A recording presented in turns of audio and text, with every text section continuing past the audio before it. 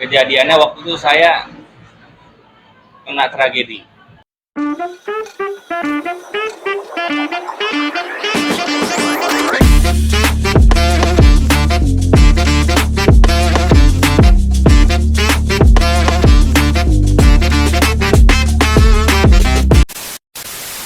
Perkenalkan, nama saya Usama. Saya 27 tahun, profesi saya sebagai entrepreneur. Oh iya, ngomong-ngomong kakak itu lulusan kampus mana sih? Saya kebetulan lulusan S1 dari Universitas Sultan Ageng Tirtayasa yang terletak di Serang, Banten. Saya mengambil jurusan pendidikan bahasa Inggris di Untirta Serang. Oh iya, kalau boleh kita dengar cerita kakak, bisa nggak sih kakak ceritain gitu awal mula kakak sampai membuka bisnis? Pertama kali memulai bisnis, belajar ya, itu di waktu bangku kuliah. Waktu itu memang saya ditunjuk sebagai manajer bisnis di koperasi mahasiswa yang ada di kampus saya. Nah, di situ saya belajar bagaimana memarketing sebuah bisnis yang ada di koperasi mahasiswa, baik itu bisnis print, percetakan, kaos, PDH, dan lain sebagainya, sampai ke pariwisata dan catering.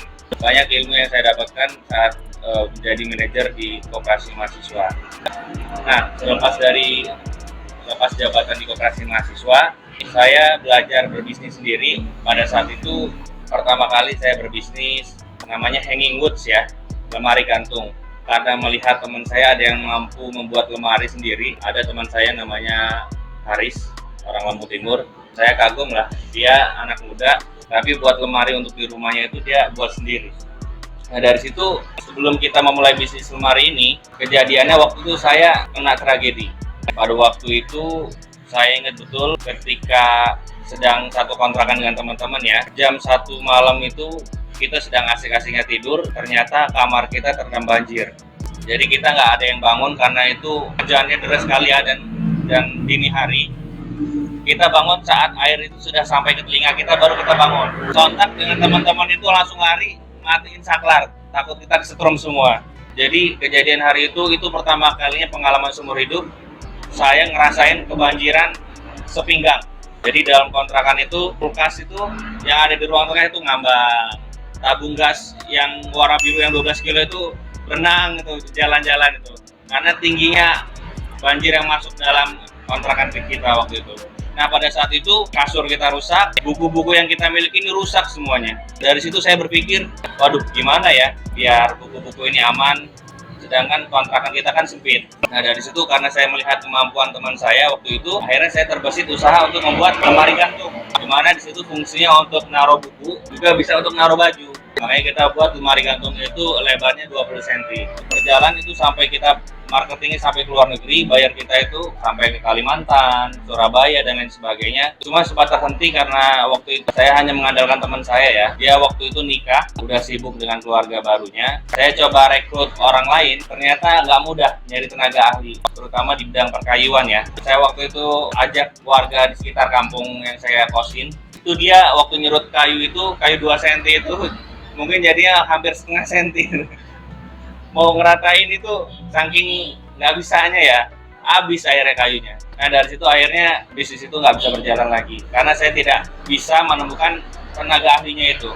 Bisnis itu selesai, saya waktu itu sibuk juga berorganisasi di Jabodetabek dan Banten. Setelah akhir-akhir mendekati masa kelulusan, waktu itu saya mulai berbisnis di pasar. Itu pertama kalinya saya juga banyak belajar bisnis dalam pasar ya. Saya waktu itu mensuplai sayur mayur untuk perusahaan Nike waktu itu. Jadi setiap malam saya bersama teman saya belanja sayur ke pasar induk, baik yang ada di Tangerang dan di Bogor. Waktu itu kita sewa mobil orang. Dulu itu gimana ya, namanya pengusaha itu harus pintar ya. Kita nggak punya kendaraan untuk operasional belanja. Akhirnya kita sama teman itu, dia minjem mobil temannya, bilangnya minjem mobil untuk pindahan kontrakan. Padahal kita pakai buat belanja, tapi sering buat pindahan kontrakan kita pakai buat belanja. Biar apa? Biar pulanginnya nggak pakai biaya sewa, cuma bayar duit 100.000. Waktu itu berjalan, nah, tiap malam kita belanja sayur kan, 1 ton, 1,2 ton untuk memenuhi kebutuhan sayur, catering, karyawan, produk sepatu Nike, Adidas, dan lain sebagainya. Saya waktu itu polos-polosnya orang ya, karena waktu itu baru-baru mau lulus kuliah. Saya menganggap di dunia bisnis ini, apalagi di pasar ya, saya menganggap semua orang itu baik. Mungkin teman saya ini, dia nggak punya modal.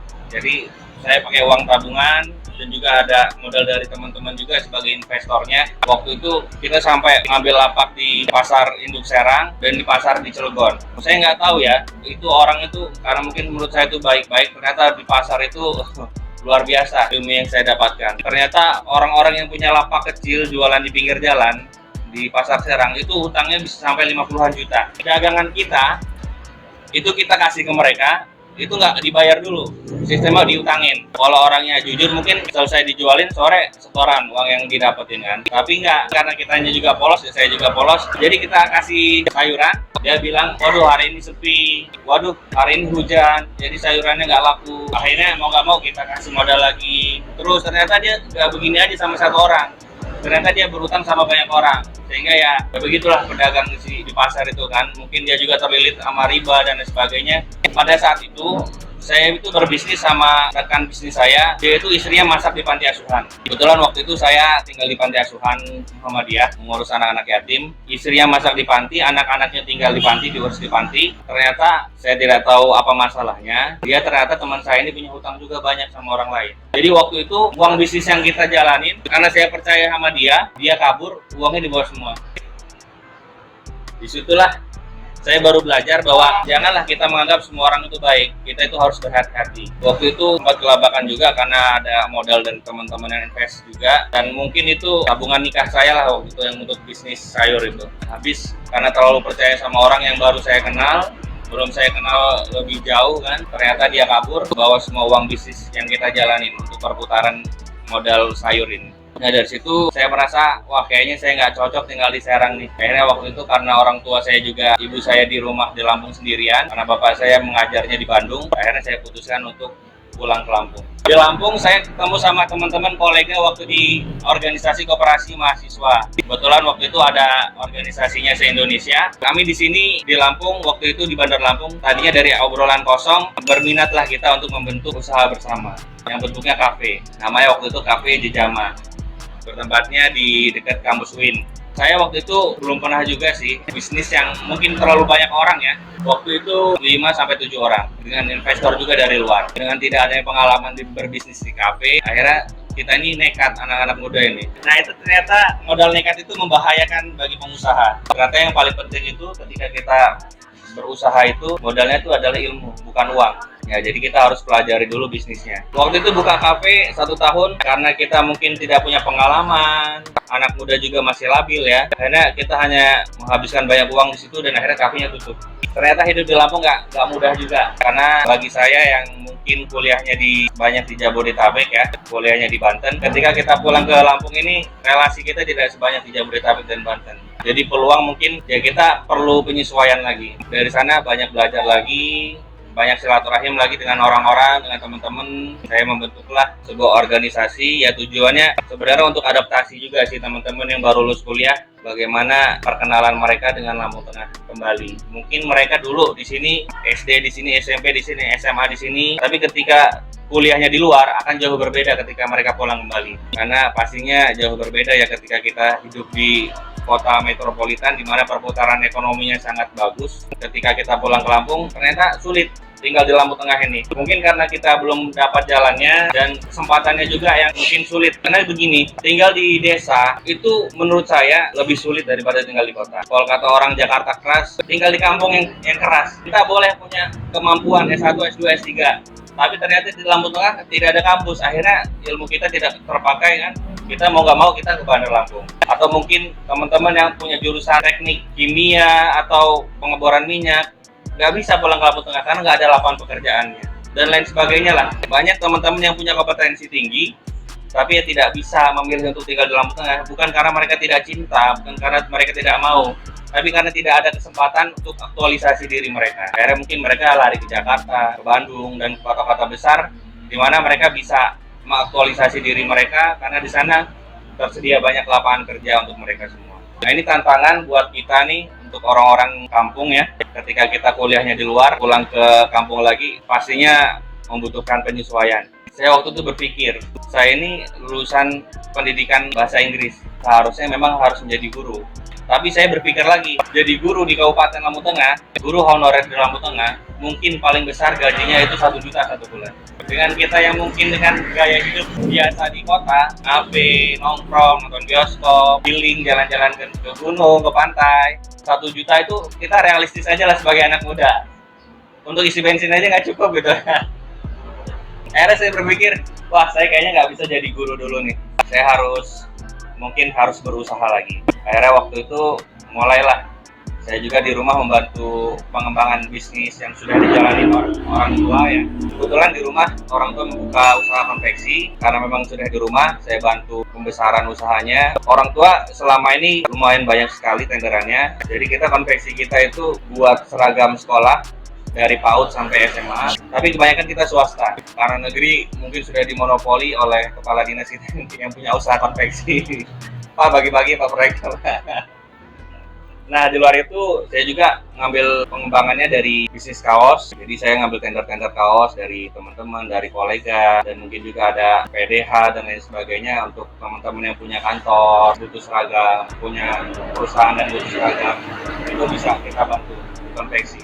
Konveksi itu ada musimnya, karena kita memang main bisnisnya itu menggarap baju sekolah ya. Jadi setiap mau tahun ajaran baru aja kita panen. Setelah anak-anak masuk sekolah, ya kita harus berpikir lagi kan, kita mau ngapain nih. Akhirnya waktu itu saya tuh berpikir, kira-kira kalau nyari duit di Lampung Tengah ini, kalau mau buka toko atau sebagainya itu bakal sulit. Apalagi kalau kita nggak punya tempat sendiri ya. Dengan sewa yang mungkin kita keluarkan, pasti akan berat nih untuk balik modalnya atau break even point-nya. Akhirnya saya lebih tertarik untuk mengembangkan bisnis di digital. Waktu itu saya dapat kesempatan untuk mengikuti pelatihan startup bisnis yang diadakan oleh Kementerian Koperasi di Bandar Lampung. Saya sangat antusias waktu itu karena bertemu dengan model bisnis yang baru ya. Ini bagi anak muda mungkin sebuah model bisnis yang baru yang sangat seru untuk dijalanin, untuk dipelajari, di mana bisnis itu ternyata bisa dijalankan oleh minimal 3 orang aja. Dengan 3 orang ini kita bisa memulai bisnis yang itu kalau kita membuat skema bisnis yang valid itu bisa mendapatkan keuntungan yang banyak. Dari tahun 2020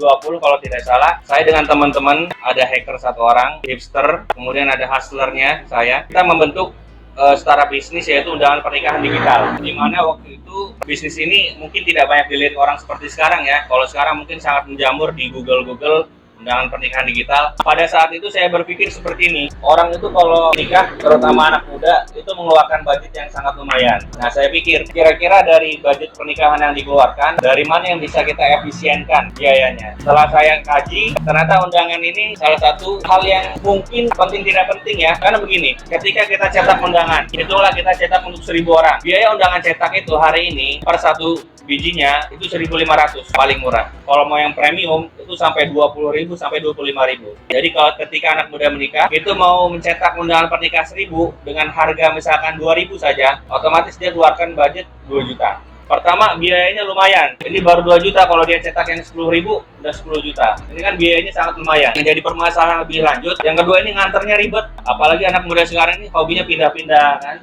Mungkin juga masih kontrakannya pindah-pindah. Akhirnya ini yang membuat tidak sampai undangannya. Dan ujung-ujungnya pasti sisa undangan itu. Pasti dibuatnya lebih, pasti menumpuk dan sisa. Yang jadi permasalahan terakhir, undangan itu ketika sampai ke orang yang mau kita undang, dibaca sebentar, udah jadi sampah. Saya mengajak teman-teman bagaimana kalau kita bisnis ini, saya serahkan kepada hacker untuk buat desain-desainnya, saya bantu promosinya, promosi lewat Facebook Ads, lewat Instagram Ads, lewat Google waktu itu. Akhirnya alhamdulillah usaha itu berjalan di tahun pertama kedua sebelum banyak pesaing seperti sekarang ya. Sampai sekarang pun bisnis undangan pernikahan digital itu masih jalan alhamdulillah. Walaupun mungkin tidak seramai dulu karena sekarang kompetitornya lebih banyak. Di luar itu saya terus belajar bagaimana orang-orang itu bisa menghasilkan duit dengan cara ya di rumah aja sambil nongkrong dan lain sebagainya. Kebetulan saya mendapatkan hacker yang sangat baik ya, kompetensinya bagus. Dia mampu membuat sistem. Akhirnya saya membuat PT baru yang bernama PT Bintang Umbara Perkasa. Di situ kita membuat usaha yang namanya social media management, di mana kita untuk membranding orang-orang yang membutuhkan jasa kita seperti influencer, selebgram, business owner, humas di sebuah perusahaan, dan lain sebagainya. Usaha yang kita lakukan yaitu kita bisa meningkatkan followers, baik itu Instagram, TikTok, Twitter dan lain sebagainya. Like pun bisa kita tingkatkan, views juga di Reels bisa kita tingkatkan. Jadi ini sangat diperlukan sekali ya, terutama untuk perusahaan-perusahaan yang hari ini mungkin melihat bahwa hari ini era digital, mereka mau tidak mau supaya tidak tergerus oleh zaman, mengikuti perkembangan zaman, mereka membuat media sosial, baik itu minimal Instagram hari ini ya. Di situ pasti membutuhkan jasa untuk awal-awal branding usaha mereka yang sudah besar, karena nggak mungkin kan usahanya sudah besar, tapi ketika buat platform media sosial pengikutnya masih sedikit. Nah itu kita bisa bantu branding. Hari ini klien kita juga ada dari perusahaan-perusahaan besar, dari selebgram juga ada. Nah ini bisnisnya sangat menjanjikan ya, karena sangat mudah, bisa dioperasikan dari mana saja. Bahkan saya juga bisa, karena sistemnya sudah dibuat. Jadi kalau ada yang order, saya tinggal klik dari HP, itu bisa langsung nambah followers orang, like orang, dan view dari Reels Instagram orang. Di luar digital tadi, saya juga baru membuka unit usaha baru dengan teman-teman nih. Kita membuat yang namanya CV Maju Bersama Madulangen. Di CV ini kami bentuk untuk bisnis perikanan dan perkebunan. Yang udah berjalan, kita mensuplai ikan ya, baik itu ikan bau, ikan patin, dan ikan bida untuk rumah makan yang ada di Lampung dan di Sumatera Selatan. Sampai sekarang ini, ya mungkin itu usaha yang sedang saya geluti. Siapa sih Kak orang yang berpengaruh dalam hidup Kakak selama Kakak menjalani bisnis ini? Orang-orang yang mungkin sangat berpengaruh baik dalam urusan bisnis maupun dalam urusan pengembangan diri saya selama ini, terutama yang pertama adalah keluarga. Karena keluarga ini orang yang pastinya mensupport kita ya, baik di saat kita jatuh, apalagi di saat kita maju. Keluarga inilah yang selalu mensupport kita. Yang kedua adalah teman-teman, support system yang positif. Makanya saya selalu di sebuah organisasi atau di suatu tempat, saya selalu punya teman dekat yang mungkin kedekatannya itu seperti keluarga. Nah, dari teman-teman inilah ya kita saling support ketika ada yang kesulitan, ketika ada yang mungkin butuh pertolongan, kita selalu support bagaimana kita bisa sama-sama maju. Jadi kesibukan Kakak sekarang apa? Di sela-sela waktu menjalankan bisnis, saya senang silaturahim ya pada teman-teman, kolega. Kalau ada waktu pasti saya menyempatkan untuk silaturahim. Di luar itu mungkin saya menjalankan hobi jalan-jalan ya, karena saya senang jalan-jalan, naik gunung. Ya tujuannya sebenarnya untuk silaturahim dengan teman-teman juga, memperkuat tali silaturahim. Di luar itu mungkin saat ini lebih banyak belajar sih untuk pengembangan diri, bagaimana belajar manajemen keuangan. Karena menurut saya ini sangat penting ya, pelajaran yang banyak kita belajar di kampus itu untuk kehidupan nyata itu hampir semuanya nggak kepakai. Yang sangat disesali kenapa kita ini tidak diajari cara memanajemen keuangan. Yang paling penting bagaimana cara mencari uang lah, baik itu dari profesi kita atau dari apapun, kita tidak diajari di kampus. Sehingga menurut saya kita itu sekolah itu ya hanya diajari untuk jadi karyawan. Ini yang sangat berbahaya. Sedangkan negara kita kalau mau maju itu minimal 2% penduduknya harus jadi pengusaha. Ini yang sangat disayangkan. Kenapa waktu sekolah dulu dari SD sampai kuliah itu tidak diajarkan bagaimana memanajemen keuangan. Bagaimana uang yang kita miliki ini bisa menghasilkan uang lagi. Bagaimana penghasilan kita ini tidak lebih banyak dari pengeluaran kita. Bagaimana kita tetap bisa bergaya dengan passive income yang kita miliki sehingga keuangan kita tidak terganggu, dan bagaimana investasi yang bagus untuk kita dan lain sebagainya lah. Ini tidak diajari di bangku kuliah, karena menurut saya mungkin inilah ilmu yang penting. Di luar ini mungkin bagus, tapi kalau ini tidak dipelajari semuanya jadi tidak penting. Kakak ada nggak sih pesan-pesan untuk teman-teman kita sekalian yang mau memulai bisnis? Menurut saya gini, saya punya mindset seperti ini. Kalau kita mau jadi pengusaha, sebenarnya simpel aja. Kalau kita mau jadi benar-benar mau jadi pengusaha, bertemanlah dengan pengusaha. Jangan berteman dengan guru, jangan berteman dengan karyawan. Kalau mau jadi pengusaha ya temannya sama pengusaha. Tapi kalau mau misalkan jadi guru, temannya sama guru-guru. Jadi giroh atau semangat untuk menjadi gurunya itu karena dengan teman-teman guru itu selalu bertambah. Tapi ketika kita ingin menjadi pengusaha ya bertemanlah dengan pengusaha. Makanya hati-hati banyak menghabiskan waktu dengan siapa kita selama sehari-hari. Kalau kita memang benar-benar mau jadi pengusaha ya kita harus banyak menghabiskan waktu dengan teman-teman kita yang pengusaha. Baik, terima kasih. Sukses selalu. Puji dan